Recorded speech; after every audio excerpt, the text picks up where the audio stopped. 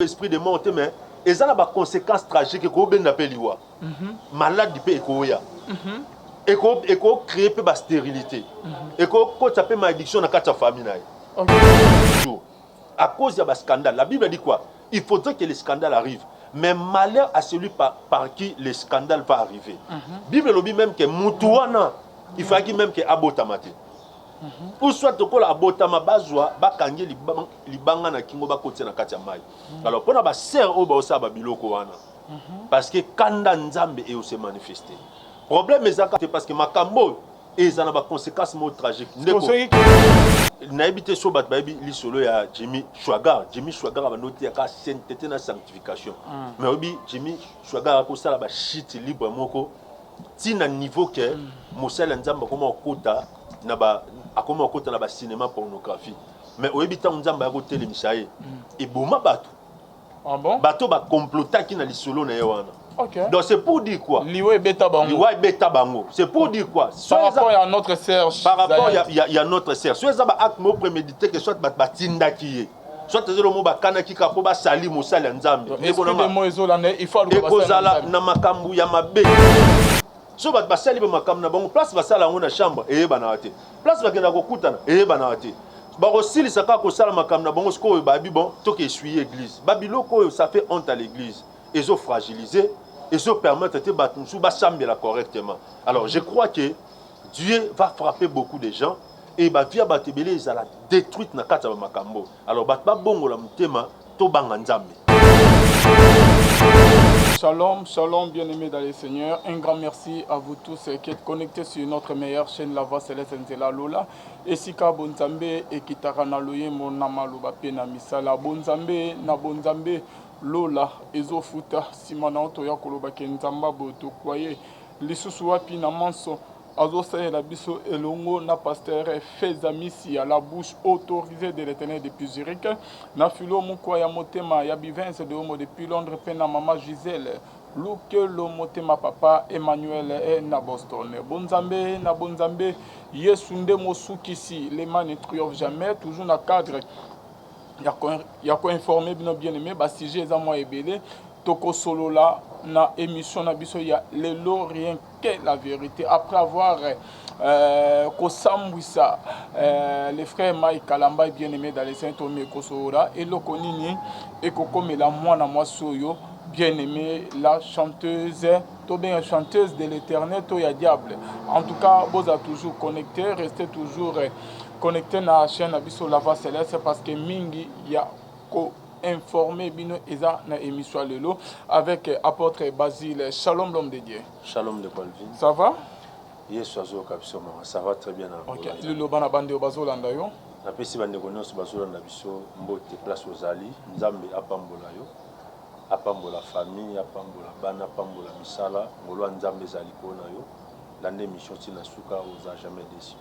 OK, l'homme de Dieu avant que to beta di solo Nabiso Yalelo concernant la sœur Zawadi, oui, affaire Mike Kalamba, Nadinga Gempe, Tomé, Kosolo la di solo, au EP qu'ils ont dérangé Bande Komingi, Baouta routine de l'eau, éléments, et les solo, ils ont dégainé papa. Bon, les éléments moko, moko atindelingai, en fait, ils ont traité problème, il y a inceste. En fait, ndeko moi si moko, nzoka papa na ye akoma rejoyer papa na ye abandi rejoyer na oui abandi rejoyer na âge je crois bien il y a 14 ans ou 15 ans comme ça mais avant papa bando rejoyer qu'est-ce que papa salaki en connivence na moi sinaye ba décider ceux qui bazo sa ba relation intime na bango moi na azala wana. Ah bon? Comment donc, ça? Oui, papa na maman ba yokani moi na o bango mo ba boti o bango mo ba boti ba yokani ke soki baosala soki bazoyebana baosala ba relation intime na bango mwana azara wana donc babando préparer déjà psychologie ya mwana bandi ko préparer psychologie na ye tina niveau que tant papa moni ke bo mwana poussa nde papa komo zoye tina niveau que abotisi bana misato. Alors pourquoi ça me gana robete la biso du solo yango très bien est-ce que papa maman mwana boboti bozo likanisi wana ke me gana ko expliquer biso. Bon, ndeko Alvin, omoni spiritualité d'abord, le monde où toujours vivre, c'est un monde spirituel. La Bible dit ce que nous voyons a été tiré de ce que nous ne voyons pas. Cela signifie tout simplement que le monde que nous voyons, c'est un monde spirituel. Et le monde spirituel, il y a beaucoup et beaucoup de réalités. Alors, c'est là, ils ont traduit directement pour comprendre que soit papa et maman, ils ont un secret dans le monde des ténèbres, ou soit, voilà, ou soit, papa a envoûté maman pour inclure bana. Parce que ce qui se fait là, ça s'appelle inceste. Okay. Donc, papa a sanctionné d'autres dans moi. La Bible est bien actuellement abomination et que très loin na vie na bango et ça na vie à couple et ça na vie à famille et ça na vie à moi na et que détruit vie na makasi. Donc papa qui est musika ko bota tina moi na on. Aboti tina moi na wana. Donc Bible c'est ça. So autant na kacha Bible au mona ke bakaya ben inceste za trop. Même Abraham a joué Sarah zaki moi si Abraham, mais la Bible nous renseigne que Sarah azalaki petite sœur il y a Abraham, azalaki demi-sœur. Oh, on dit français ba laksa biso, mais na ndima elo a demi-sœur wanate, il y a demi wanate parce que mutu azan ndekona. Sarah azalaki demi-sœur il y a Abraham, mais Abraham a rejoint à comme si moi sinai. OK. C'est que dans permis la Bible. Non, la Bible ne permet pas l'inceste. Mais en mon avis, Abraham n'a Sarah encore beau à moi na terre. Mais ouais, dans on volontaire, nous avons pour qu'un jour miracle là ressemble na couple na bango non? Bon, dire que Zaki volontaire c'est un peu difficile. Le problème qui est là c'est quoi? Abraham n'a Sarah encore beau tate parce que ils ont makila moko. Soit so ba botaka ba na wana benga bazana ba problème sérieux. Balinga bazala na bano babimi na sala malédiction le roi bana oyo lota botana bana naye. Mais koloba bongo te Abraham malgré que zwaki temps ayayi kosuka na kobota na Sarah moi na kuti ya promesse OK héritaki azwaki héritage ya papa na Abraham simaliwa na ye olobani parce que Nzambe atikali ko favoriser comment il s'appelle mon servante na ye comme na nyoyo Agar te mais abandaki ko favoriser mingi misu na ye zaki pa mona ya Abraham na Sarah yo lobaki da punition de kasi yango o remarquer sur tang na kacha Bible au mona que il faut qu'il Nzambe aibisa Abraham que Sarah a obota. Il faut qu'ils aient intervenir par promesse. Parce que ils étaient bloqués. Mais malédiction est parce que l'intervention, parce qu'il y a eu l'intervention de la promesse dans la vie. Il y a un moment où intervenir dans la promesse que n'a pas Sarah. Parce que Abraham na Sarah très bien que parce que Bazaba na tata moko et aussi Mbate. Abraham a olobango bien. C'est là tout le kotanga. Je crois il y a ce verset ici que Dieu me fasse grâce dans mon ango. Bande ko ba supporter Bible na biso, ils la Bible tout ça et la banda kale ou meline. Il y a un verset ici. Merci non mon yango.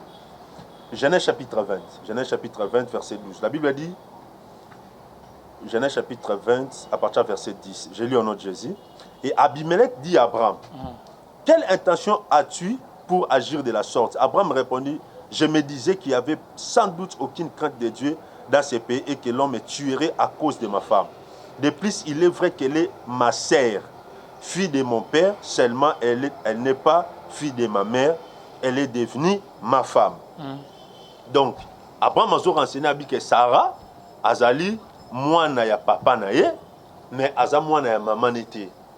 Né par après, avec Ozoaï, à commissaire nani, moi sinaye.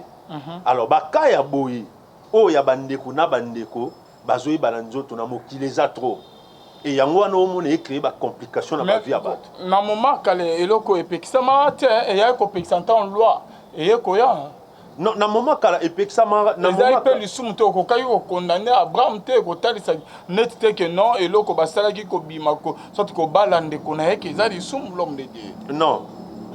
Oui, mais pourquoi Ezaki Kalis? Parce que au fait, problème à l'Isumu, attendant Nzamba Loba qui ont été maintenant l'Ola Nzamba nous montre que Makambo bateau ba sala et salamante. Mais ceux qui que l'Ola Nzamba maintenant lobby ont été pourquoi yo benga on l'Isumu? Oui, justement, mais c'est ça. Loba pe ni côté ya Pierre. Bazoé sa Pierre qui ne voyait pas ce que Dieu voit pur et ne les voyait pas impur. solo ya Sarah na Abraham l'homme de Dieu. Oui. Non, il y a quelque chose. Nzamba ici Abraham Boye. Nzamba ici, il y a un verset ici, je crois que vous monango et cause en Lévitique. Parce que inceste na moment ya Abraham na ndimité que ezalaki mabe. Et ya ko koma mabe ta en loi et yaki. Oui, il y a ko koma mabe ta en loi. Mais na moment ya Abraham ezalaki lisumuté et pekisa makité. Nzambe aibisi Moïse Boye. Abi place on ke chabino. Botala nde bato mboka na batambolaka. Babala nara mwana ya papa moko mama moko bake bala. Bakenda ko bima na banyama.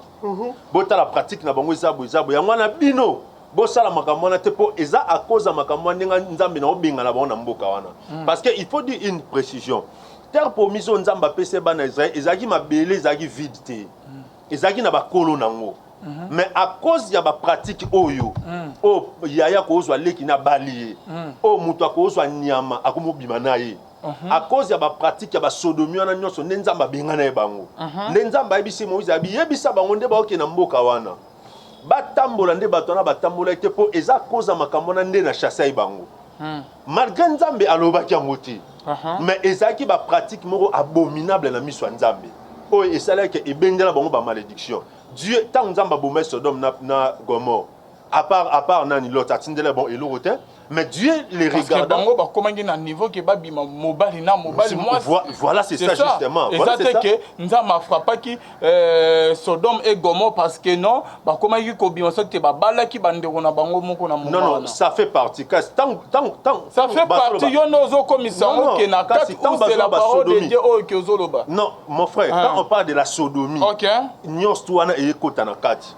Oh papa kozwa moi si abali. Ah bon? Oui, maman au mona moi no yemo raboti akoli bien cousin na ye ou bien neveu je ne sais pas qui a joué pe a commissaire nani mo bali na ye. Mais quand on parle de la sodomie, ça on a déjà. Oui, dictionnaire. Parce que OK.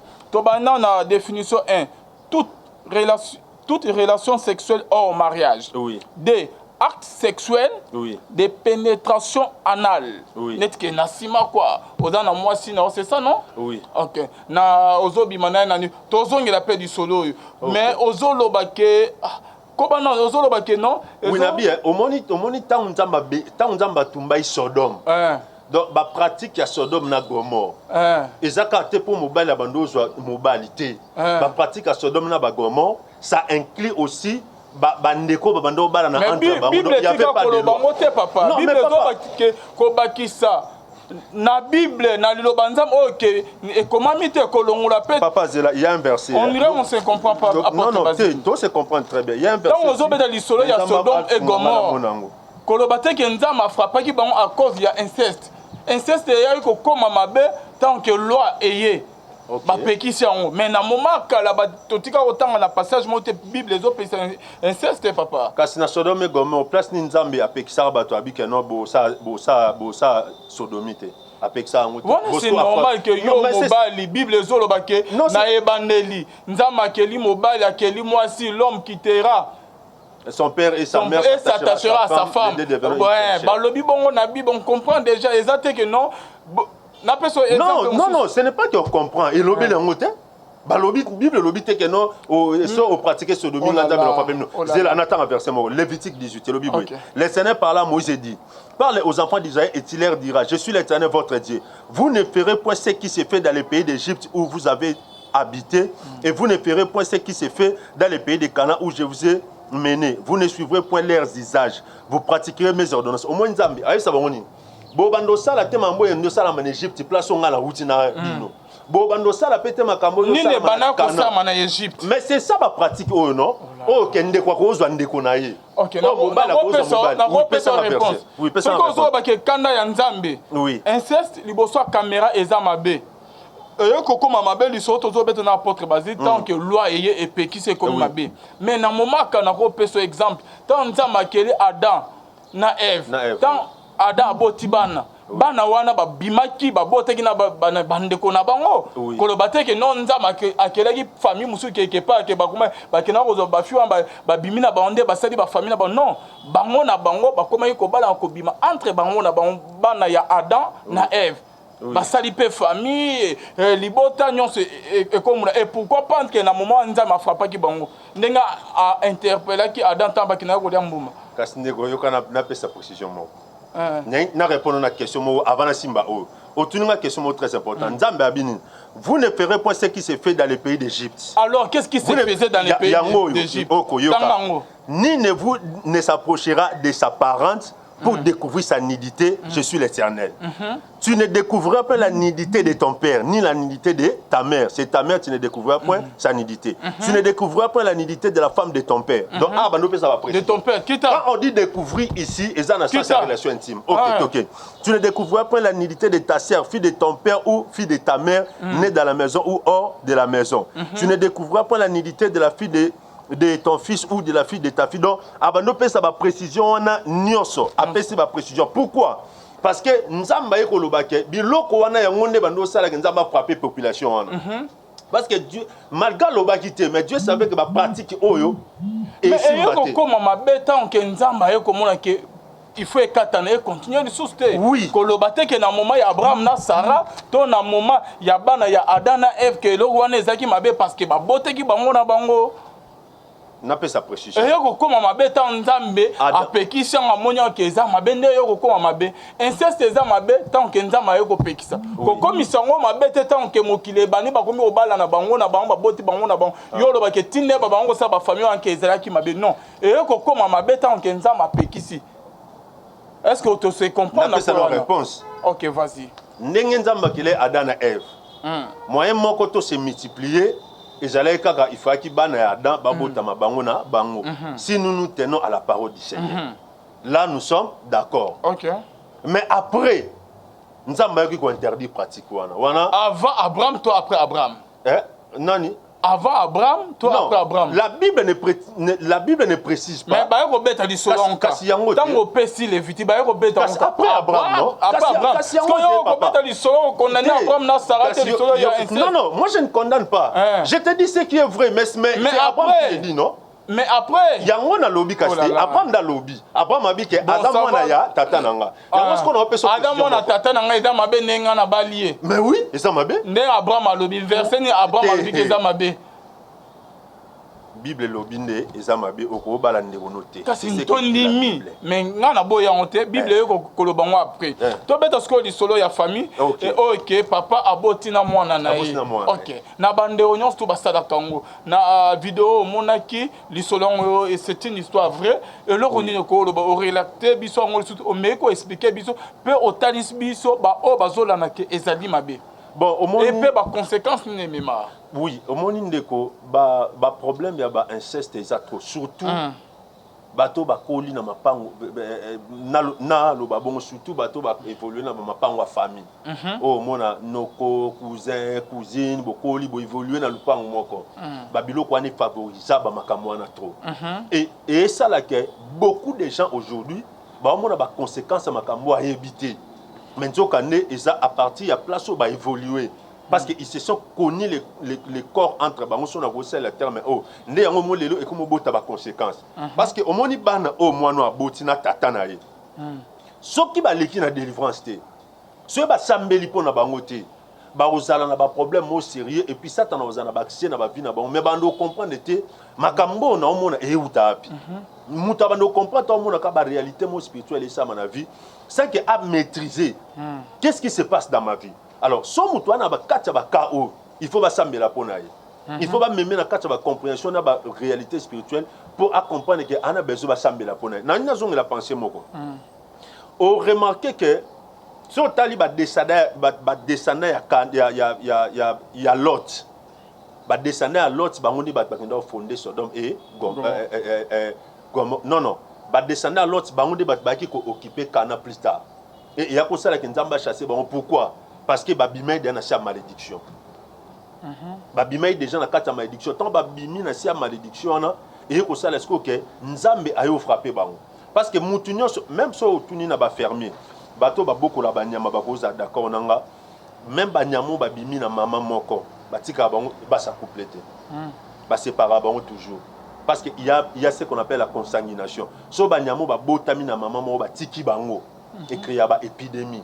so tuni bato ba beaucoup la ba ko peso version même na kati ya bato raison pour laquelle au mon temps na ke matadi na sala service ya ndeko mwasi moko au fait ndeko mwasi wana ye azana problème ni ye azana problème bon bandeko bo to supporter place c'est juste un exemple ye azana problème donc aye banara nzoto na beau père na ye donc papa mobali na ye akoma obima na ye OK nazotia service ya délivrance na sisi service boy na moni mwana mwasi aye mama olobi nini mo papa nga azali comme na biso abandi olela abandi kolela promni te papa talangane na zaboye papa bokilo na ngai na yeba te so esalama nde nini tokoma oyeba na nzoto na ye na se mama lokwa nga na okende moye tolandela likambo makasi eza te alors bengela ngai na bengi pasteur na ye na 21 na tala ka eza boye il faut prier pour la sœur singa na koka sukolala te bosene combien des ans autres tout ça il y a 3 ans oh papa bokilo azwaka eso bakeba bilanga bakeba makambo na bango ba osala ba makambo kuna donc siko ekoma traumatisme na kacha ndako moi papa bokilo avanda na mwana ne ya mobali lupango moko bon na ba intérieur kuna so epena bengo lupango sona bengo mboka ou quoi alors papa bokilo na papa na mwana ne ya mobali ebela raté le mwana mobali ebelo ote nzoka ne en réalité problème ezana ke papa bokilo akoma robima na bokilo na ye na mwasi ya mwana na ye alors babiloko wana yango ndo moni ebota ba conséquences ebele okoza nde olanda biso ozape na réalité wana soit cousin moko ou soit oyebana na cousine no moko ou soit na ou même pena yana ou soit na leki na yo ezape même na dossier ezape na bateau ti lelo obandai komona ndenge papa na mama bando oyebana nzoto babiloko wana esenga basambela mpona yo parce que ekoma ba porte d'entrée ekoma ba point d'accès pour satana koma ko utiliser pour détruire via moto yango mona ba image wana etikala des années otikala bosa na moté alors on a besoin basambela mpona yo on a besoin ba lection na prière pour que nzambe apeso ba orientation pe nzambe aya opeso nzela ndeni okosa la vino parce que so esali bongote et ça a toujours na ba conséquences non néfastes voilà donc yango ba onyo bazo se retrouver na bakawana basala yango peut-être bazala bana mike basala yango bazala inconscient lelo bazo mo makambo ezo marcher te na vie na bango elo nino kolo bana bango oui elo na koyebisa bango ezaka ke elo na koyebisa bango c'est le chemin de la délivrance le chemin de la prière ndeko le monde que nous vivons eza monde moko ya ba réalité spirituelle kosambela eza bien.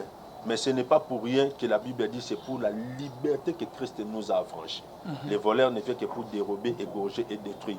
Batunyo so ba na kata ba réalité o yebi ke vi na ngai na sina sangisa nzoto na ndeko moko na yaya moko na leki moko na cousin moko eza misu basala ngo par ignorance eza misu basala ngo ayebi eza pena ba misu peut-être ola nanga bo yebi penda ke moboti na yo simba de na nzoto misu po yebi ke mwana yo mo obota mais au sala ba approche sexuelle na ye et singa ba kotu na kata prière de délivrance ba sambela pono sinoté et comme ba porte d'entrée et comme ba porte d'entrée ou bien ba point d'accès ma casse au satana comme ko travail na vie mon alors on a besoin de délivrance on a besoin d'attention spirituelle pour nzamba fongo la vie na voilà OK ba sala nini sikoyo ba so ba kota contact na biso to pesa ba orientation spirituelle nous allons prier pour toi nous allons t'orienter. Parce que la Bible dit, les voleurs ne viennent que pour dérober, égorger et détruire. Mais le Fils de Dieu est venu, je suis venu pour donner la vie en abondance. Au fait, Moutinho sur Sambela, il a droit à cette vie d'abondance que Dieu nous donne par Jésus-Christ. Alors, Satana, bit nezali empêché bisoto vivre vie en atel, on a perception na kata Yesu Masia. Alors, ce qu'on mona makambo, quand tu as contact na biso, tu as orientation. Nous allons prier pour toi. Et pour que Nzamba bimso na kata réalité. Voilà ce qu'il faut faire. Merci beaucoup l'homme d'été, pasteur apôtre Basile. Toujours dans le cadre de l'émission, na di solo ya nini ya Mike Lamai au moni ba vidéo au moni ba bilili réaction no ezandeni ba makambo comme osama na kati ya église papa. Bon ndeko ezo sala soni. Ça c'est honte à l'église. C'est vraiment c'est honté. Et ça c'est honté, c'est regrettable makambo yo. Ezo Bimalelo, vraiment, ça détruit hein, l'image et la réputation de l'église. Bah, scandale, bah, makambo boye. Et ça, vraiment, c'est honteux. Mais il faut, bah, côté monsieur, il faut, bah, jeune pasteur, bah, senga, bah, père de l'église, pardon. Maintenant, bah, père, bah, problème, non, papa? Non, bah, père, non, bah, père, bah, à mon avis, bah, père, bah, père, bah, problème, c'est bah, papa, bah, ça, là, qui est erreur, mais tout ça prendra, na ba papa, on a trop, on a le d'une manière générale. To finga bango, to critica bango, to le ba mambébélé, oh, lélo. Chaque jour, il y a scandale, il y a jeune moko, chaque jour, il y a vidéo. Moi, je pense que Makambouana, vraiment, il faut qu'on mette un solo lango bien parce que vraiment, c'est regrettable. Au cours du matin, l'élo, bah, leader, il y a rang, il y a pasteur Mike ou bien qui que ce soit, qui a vidéo, bien Marambabou et Tambola. Donc, et ça, la Sony, voilà ce que je peux dire. Et par rapport à ce qu'il y a vidéo, papa, topé sa mobile, faute, to moi, cinéma. Bon, ndeko, mabe ndeza na so mabe salami. Bato basali mabe baza en faute. Ezala côté mobile, ezala côté mwasi, mabe salami. Tout le monde voit que basali mabe.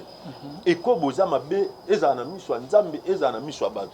Et surtout pardon, et ko bango za na sens que c'est une femme mariée. Alors c'est le quoi parce que c'est une femme mariée et c'est notoire mutuno so ebi que o salami wana. C'est intolérable et pourquoi ça la maté c'est bon notre dit que c'est une femme mariée c'est qu'ils ont permis sur okuta na fille OK abala na été yo pasteur au s'approcher na au sein na nyons tout notre bête du solo il y a femme mariée. Bon, la Bible dit ceci. La Bible dit fouillez l'impudicité. Quelque autre péché que l'on commet est hors du corps. Mais celui qui se livre à l'impudicité pêche contre son propre corps. Donc nezawana impudicité et kobo eza mabeka ate po so mutu aza marié so mutu aza marié et comme sous aggravé mais mabe nango eza parce que ezo suyer nzoto eza ko bebisa nzoto or bible so continue verset nobi or notre corps est le temple du Saint-Esprit. Donc cela ne signifie pas que ceux qui moi c'est à balitende il faut joyer to so mobile à balité il faut joyer non impudicité eza mabe na niveau nango qu'on soit marié ou bien on ne soit pas marié. Mais si koyo, ce qui est comme une femme mariée et comme il y a des conséquences très tragiques dans la Bible est à l'issue. La Bible est bani par rapport à ba OK babimana ba femme mariée parce que là bandero mosusu ba o bazwa bango balula ka ba femme mariée. Balinga ata moi si à la alliance et ce que je suis marié problème exact. Il faut babimana eka. Est-ce que Bible les op qui sango et dans la ba conséquences ni. Bon yo quand dit Bible lo bien. Proverbe chapitre 6. Proverbe chapitre 6, verset 25. La Bible dit, verset 24, bon, tous à verset 23. Car les préceptes est une lampe, l'enseignement une lumière et les avertissements de la correction sont les chemins de la vie. Et les avertissements de la correction sont les chemins de la vie. Ils te préserveront de la femme corrompue, de la langue douceuse de l'étrangère. Ne la convoite pas dans ton cœur pour sa beauté et ne le laisse pas séduire par ses paupières. Car pour la femme prostituée, on s'est réduit à un morceau de pain et la femme mariée tend un piège à la vie précieuse. Quelqu'un mettra-t-il du feu dans son sein sans que ses vêtements s'enflamment? Quelqu'un marchera-t-il sur des charbons ardents sans que ses pieds soient brûlés? Il en est de même pour celui qui va vers la femme de son prochain. Il en est de même pour celui qui va vers la femme de son prochain. Quiconque la touche ne restera pas impuni. Ah bon? Dans la Bible, Motunyo soit moisi à Moutou. Mobali à Moutou, il ne restera pas quoi? Impuni. Donc, Nzambe a punir. Nzambe a punir. Il y a toujours des conséquences. Pesi verset awa. Pesi exemple ni. Moutou soit moisi à Moutou. Zala roi Moutou azu Moutou a tchena sabila. Pesi exemple babi Moutou soit moisi à Moutou. Zala roi Moutou azu tambo likola makala moto. Babi, toutes les questions. Est-ce que Moutou a tambo likola makala moto sans kiazika? Est-ce que Moutou a moto a tchena sabilamba sans que bilamba nezika? Babi ezape bongo pona Moutou nyonso zo mwasi ya Moutou. OK. So ki a fouti yango lelo te, mon frère il en a très bien. So a fouti yango lelo te, a fouti yango lobi. Na pese exemple mo pona na zong sur parole. Mokonzi monene le roi David. roi David azalaki na basi ebele. Et Bible lobi l'homme Bible témoignait lokola l'homme selon le cœur de Dieu. Azali na basi ebele. Mais mokolo akende ko simbaka mwasi ya mutu. Ndaku na ebebaki, vi na ebebaki, liwe kote na ndaku na inceste kote na ndaku na trouble. Malgré basi ebele azalaki na même kola simbaka mwasi ya mutu. Ebebisa pe vi na. Donc c'est pour dire aux gens mwasi ya mutu basimbaka te. Mobile ya mutu basimba te na ba conséquences moto. Mais Bible ezolobela mobile te ezolobela nde mwasi. Kasi elobeli mwasi te papa. Elobeli mwasi. Mais yo linyo okotisa makambo so esika eza Bible elobi te ndeni. Bible ezolobela nde mwasi. Femme mariée basimbaka te. Mais papa so mobile ya mutu, so mwasi ya mutu c'est que mobile ya mutu pas ça. Apôtre Bazi, Bible ezolobela mwasi ezolobela mobile te.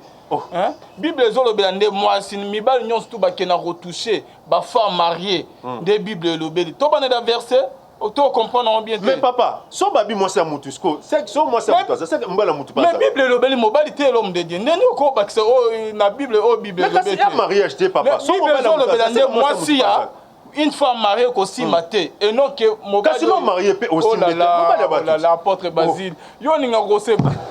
Mais nabi papa. Ozo compliqué mission. Ça c'est que moi c'est mutu pas ça. Mais biso tozo na exemple na ozo beza bien. OK. Ngali to so o makomi lobi. L'accent en place balobeli que mobile ceux qui que Bible aux autres que oh yo moi si tu bon amour que aussi ma homme marié te hein mais papa si par exemple Abraham kuta kina obimatina ba servante na e mais Abraham a homme marié non mobile à Sarah na pas exemple musus pas ça exemple musus hein na pas exemple non. Moi je dis solo tu ne peux rebeta li solo ya Bible que toké na Lévitique Bible pe qui ça qui que li solo ya inceste mais ce qui que na peut ce exemple ya Jacob abalaki Rachel nanani badaya banderoté kasi babi ni Rachel nanani badaya banderoté yo kanga na peso wana ku so wana opesa raison Rachel nanani badaya banderoté so ku ya Rachel opesa akeleki na bangote kasi yango yo kana peso Rachel na ya na so aussi mi Rachel opinga raison oh là là. Inceste est encore ma bête en que loi et biminza ma pe qui s'en met dans mon marque inceste et ça n'a pas permis na ba moment ya ba tozon esco li solo na biso ya femme mariée Bible ezolo baké femme mariée ko simbande te ezo peksa mobile donc ça que selon yo homme marié muta simbane selon moi te ngali to solo na na makomi mais solo na Bible s'il y a une femme mariée c'est qu'un homme marié pas à lui bon malé mekas ba conséquence nini ezala ke homme marié akeye ko bala mwasi mususu atake ozwa makangu libanda conséquence nini elanda ye conséquence nini sani elana mobali wana o Bible lobi bon natika nona o no Bible lobi yo wana Bible lobi pour satisfaire voilà verset 30 ko compliqué ngati nazo ko papa nazo compliqué te loba o Bible lobi car pour la femme prostituée, on se réduit à un morceau de pain et la femme mariée tend un piège à la vie précieuse. Quelqu'un mettra-t-il du feu dans son sein sans que ses vêtements s'enflamment? Quelqu'un marchera-t-il sur des charbons ardents sans que ses pieds soient brûlés? Pour la femme mariée. Oui, pour la femme mariée. Il en est de même pour celui qui va vers la femme de son prochain. Quiconque la touche ne restera pas impuni. On ne tient pas pour innocent les voleurs qui dérobent pour satisfaire son appétit. Pas celui qui va vers la femme de son prochain. Ok. Et pas celui qui va vers l'homme de son prochain. Ok. L'homme de ok, ça va. Merci beaucoup. Tous on parti wana. Donc voilà. Papa natika no wana te. La femme mariée, ok. La femme mariée. Bible l'homme marié te. Biso tozo beta. Ce qu'on a ka ya mai kalambai na mwana mwasi wana la chanteuse. Si c'est Zawadi. Maman Bible lobinine. Notre que Mike Kalaman de Fiwana Zoba que c'est une femme mariée. OK. Notre que Mike Kalaman accueilli Kobimana et né mon amour soit na Zoloba. C'est que il y a des conséquences et Seigneur de il y aura des conséquences. Oui, et le Seigneur de à ça là, c'est la repentance, c'est ça simple. Il doit demander pardon, il doit réparer et le Koana celui mobile na. Ah c'est un pardon et pas nani. D'abord parce que ça est loko yebani et porté à tête dans l'église corps du Christ. C'est quelqu'un qui est élevé, toko ni amoté, le ko la acte à sali et yebani. Il doit demander pardon à l'église. Natal on a des réseaux sociaux, dans mon cas c'est pardon na. Ce qui est très bien pour un homme de Dieu. Et puis parce que ils a troublé, il doit demander pardon à cet homme. Il faut qu'il y ait une commission, il il y a médiation basula na couple wana ou bien ndeko mobali wana mobali ya ndeko na biso zawadi mais ko senga pardon à réparer erreur wana. C'est ça qu'il faut faire, oui, parce que ça les kambo salami hebani. Donc il faut une commission de médiation basula na couple wana. Donc l'homme de Dieu, ceux qui ne comprennent pas, ils ne sont pas conséquents. Bah oignons tout, bah simba basia mabala, bah femme mariée, souka, bah vie na baon misala na baon bebaka, bah conséquences c'est là. Oignons soit simba femme mariée, ndeko ezara na bah conséquences mo tragiques pe néfastes. Mobali na ko zazane na mbongote. Parce que bah makambo plus et les camins na bateau bazara une influence likolo abasi wana. Likolo ba femme mariée wana. Makamwana ikoma abongo trop. Tamso azaki chef na e, tamso azaki général moko, tamso azaki mutu moko azaki influent. Nazuika ka le roi ya mutu munel le roi David. David avait beaucoup de femmes. Mais les jours où il a osé toucher, et puis à que simba moi ça sodan ezaki un simple militaire. Mukolo ke simba moi sinaye garçon ana atikala pe koyeba te soda wana. Mais nzamba ebisa biloko sali yango. David a eu chance de nzamba lobeli mais nzamba tout nzamba oyebisolo to momona ka vie baby yo kande ministère et baby ba pasteur et baby ministère na bon et ba cause très bien ba pasteur et belé ba homme d'affaires et belé ba PDG belé ba autorité belé ba vina bango beba pona basi abato. OK Yo kande bible lobi et biboy la femme mariée tend un piège à la vie précieuse. Babi tend un piège à la vie précieuse. Donc vie est précieuse. Mais moi si à muta baby sango.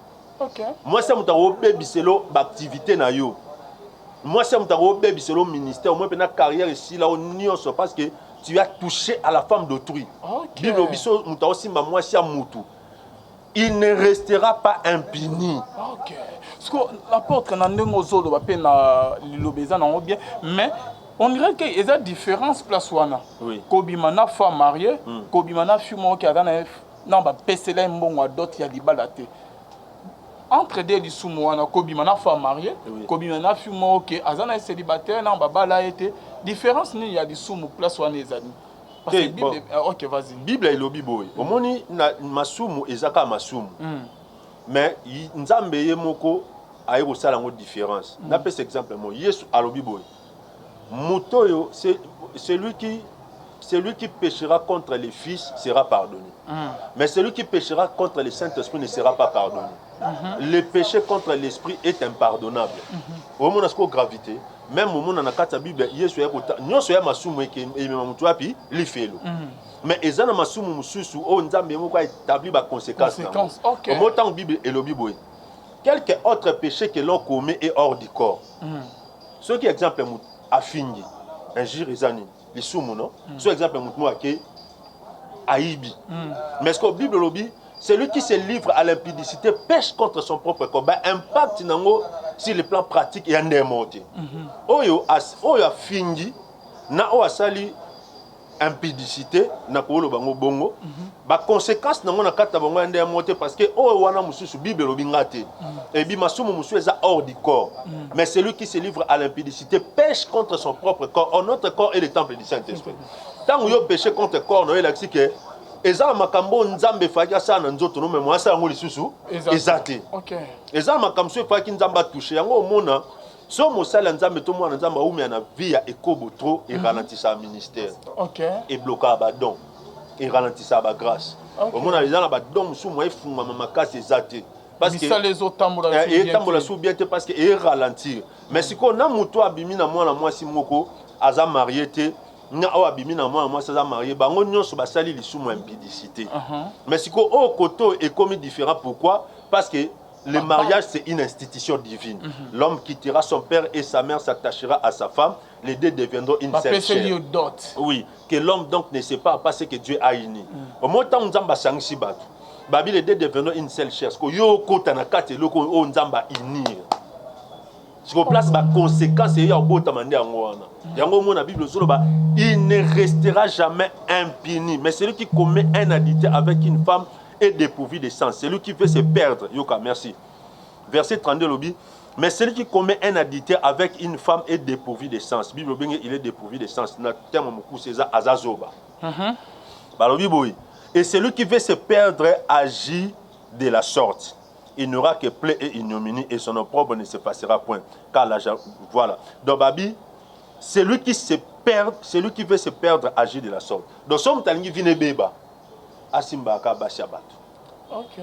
Ah, au monument en bas, la vandi, ah, Johanna, moi, c'est une zoaït. Taliboy, ah, oh, Anna, oh, c'est une zoaït, moi, c'est une zoaït. Parce que bandeko nyonso to basala babimana ba femme mariée bazolanda yo. Ke bandeko nyonso oyo obimana mwasi ya bato, il faut basambela pona. On doit prier pour toi. Quand tu as contact nabiso, nous allons prier pour toi. Il faut à ça la repentance. Mais ce que repentance wana toko tinda ita que ça repentance na couple on parce que ils a ba dégâts. Comment ça? Ils a ba dégâts. Et comme en appréciation nous les hommes de Dieu, tomekota là, qu'est-ce qu'on va faire? OK. Parce que eza bilo mususu ko le bana mutu keke ça là. Mais eza bilo mususu ils ont des dégâts na ba scandale. Mais et loko mutu a besoin pour échapper et ça qu'il doit se repentir. Il faut kutana ba sala nzambe ba sambela pona parce que ba conséquences nango et raté. OK. Dans le cas d'espèce, il faudrait que l'homme de Dieu déjà sengi pardon et puis n'attendit même à sengi un moment il y a repos à se retirer un peu ndé n'attendit dans les réseaux sociaux n'a évité sur les vrai mais je pense que ça bongo. Alors il faut se repentir et puis à côté à contact na famille wana ba solo là ba trouver un compromis ceux qui ba responsable bazali que ce soit la famille que ce soit des responsables ecclésiastiques ba ko côté à contact ba solo li ba mekyo sala yango. Mais il faudrait aussi comme on a ba angle non tout responsabilité zaka à côté à pasteur té moi si peu. Mais toujours maintenant du solo non que y a femme OK accueillir au mina femme mariée mais côté y a mobile bible et l'obéli en monte tout discuter mon ayo ce que l'homme n'andé que moi suana si c'est zawadi abimina frère Michael Amandinga Zoloba là au bout de selon les écritures parce que na loi normale boy oyo abimina femme mariée na loi na mibe comme mobile na yebi et sengeli basana parce que moi la fille a voulu publier a lobby que ba divorcer na mobile na ye et na loi bo est-ce que mobile net que a divorcer na moi soit na makamyon tout moi na moi ça abimi sur liboso caméra to yebité ce qui est ezali ba makamu susu et batemisima wana que ba kabwani ba sali divorce après avoir dénoncé Michael Amai après avoir bimana Michael Amai moi na moi soit la sœur la chanteuse na biso zawadi ba boya na mobile na et est-ce que côté ya mobile na loi est-ce que mobile peut porter Michael Amai plainte à salir prison à même na justice ou comment na loi parce que tout selon les écritures parce que na loi na biso na mboka na vie normale ba conséquences ni ezali bon au moni infraction ya adultère wana responsabilité dans nous à cas il y a l'un des conjoints né à porter plainte nan ce qui moi si mutaza lésé si mobile mutasali mabe moi si mutako porter plainte so moi ça sali mabe mobile mutako porter moi ça porter sous plainte de yende mutasa non abi d'une manière générale non so moi ça monique libala alignon le susté to mobile à sali adultère tout ça moi ça na sens ni moi tozolo be lisolo ya couple oyo OK ya couple mobile a reporter ndeko abimina zawadi plainte to moi c'est à reporter plainte mobile muta reporter plainte et pourquoi mobile a reporté plainte et dans infraction oui c'est une infraction mobile a reporté plainte au funda à fundi et ba convoquer bango et puis na matière wana il faudrait que ba preuve pesala ba preuve non il faut la réunir que bon voilà moi c'est à tamboli mabe boy ba condamner ndeko na biso soki seulement parce que moni pasteur Mike c'est un homme de Dieu alors voilà soy sali que likamboke na justice ko bande musu bazoloba ke mwana mwasi wana yaki nde mission eloko nini okoloba na ba jeune fille oyo ezalaki batieli pasteur musicien serviteur de Dieu piège mpona ke asambwisa ye eloko nini okoloba balobi ke ayaki mission batindaki ye mpona ke adétruire Mike Kalambai anuire ye bon ndeko oyebi na ye otanga na bible na ye omona ke moto aliboso bapiblia ezalaka noé ntango navandi na bando otanga bible na comprendre ke moto aliboso bapiblia ezalaki noé ameli masanga langwe atikali nini mwana na ye Cham aye omona nidité à papa na ola zipaye abimi libanda ake belela ake sekaye ake publier na moni papa alati bilamba te na moni papa sali bazong siboy mais bande ko na ye baya na ye tant ba moni bongo bazui maputa bible lobi ba koti na ndako en reculant ba ye bazipie tant Noé la muki ba betele makambo mo na sala c'est alors Noé aye ko lakela kana mabe abi maudit soit Canaan qui soit l'esclave des esclaves de ses frères. Qu'est-ce que cela signifie? Au monde indéco. Si c'est un acte prémédité, soyez membre pasteur Mike, c'est un acte prémédité, il faudra aussi que la sœur assure un pardon.